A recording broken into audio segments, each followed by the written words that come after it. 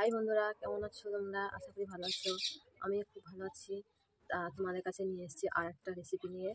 তা মাঠ থেকে তুলে নিয়ে এসেছি কাঁচা তেওড়া কলাই। সেগুলোকে আমি এখন ছাড়িয়ে নেব।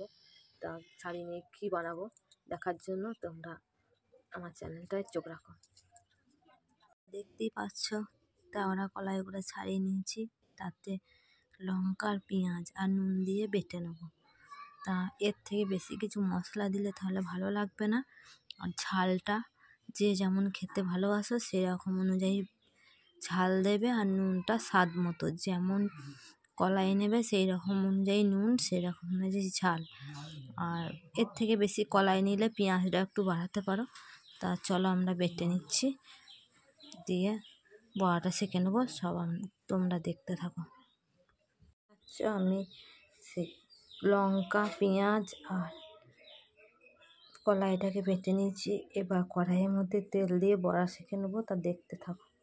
দেখতেই পাচ্ছ কড়াইয়ের তেল গরম হয়ে গেছে। এবার বড়াগুলো গোল গোল করে পাকিয়ে দেবো।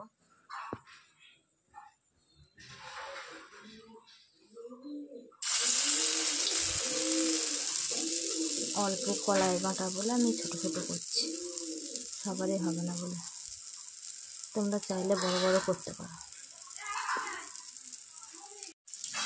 লো আছে, দেখতেই পাচ্ছ আমি বড়াগুলোকে সেঁকে নিচ্ছি। একবার উল্টিয়ে দেবো।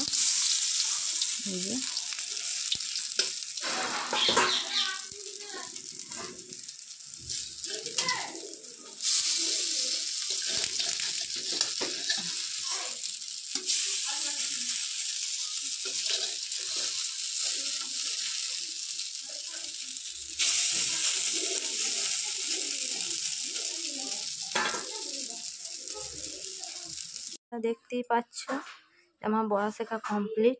গরম ভাতের সঙ্গে এই বড়া শেখা একদম সেই লাগবে। চাইলে তোমরা ট্রাই করে দেখতে পারো। ধন্যবাদ। আমার ভিডিওটা ভালো লাগলে অবশ্যই যেন লাইক করবে, কমেন্ট করবে, শেয়ার করবে, ফলো করবে। আবার এই নতুন নতুন ভিডিও দেখার জন্য তোমরা আমার চ্যানেলটাকে ফলো করবে।